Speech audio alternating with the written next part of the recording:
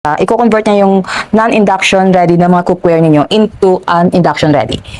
Nakabili ako ng stainless steel na ganito dito sa TikTok, sa live selling ng Kimchi Online. Gusto ko kasi parang may pang pressure cooker siya dating dito. Hindi lalabas ang pressure sa loob kapag ginagamit.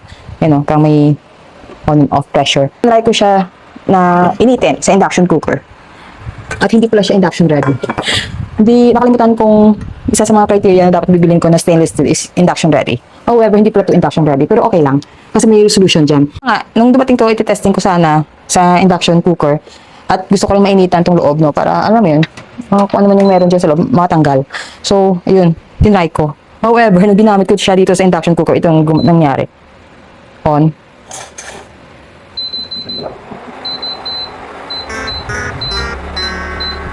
Ayun, nag-error. It means lang na hindi induction ready itong nabili ko. At ito ang aking naging solusyon since magagamit ko lang din naman to sa iba pang kaldero namin na hindi induction ready. So, ito siya, the induction plate. Parang converter siya. I-convert niya yung non-induction ready na mga cookware ninyo into an induction ready. Si stainless din lahat, oh. Ang bigat pa. Kinuha ko yung size or dito, yung diameter nito sa ilalim. Tapos, yun yung in-order kong size. 22 cm yata to. Ayun, oh. Sok na sok. So, pwede nga kahit mas malaki dito o mas maliit dyan. Ganyan. Tingnan natin kung talaga mag-work. So, ito, ilalagay muna natin yan dito. Then, yung kaldero. Tingnan nyo. Hindi na siya nag-error. Kahit ilipat-lipat ko siya, hindi na siya nag-error. O, diba?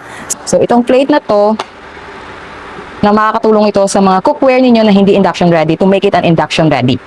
Okay, nagluluto na ako with the plate and with the non-induction ready cookware. At ang galing dito guys, so hindi siya mainit. Pwede ko rin hawakan kahit nakasalang. Huwag lang siguro kapag ito ay nakasalang sa apoy ha. Huwag yung hawakan to or dandahan yung hawakan ko talagang iinit. Pero dito kasi sa induction hindi siya mainit eh. Yeah, nice. So mga mamshi, kung video ito, click nyo na lang yung link dyan sa yellow basket para makapag-check out kayo. So yun lang. Thank you for watching. Bye!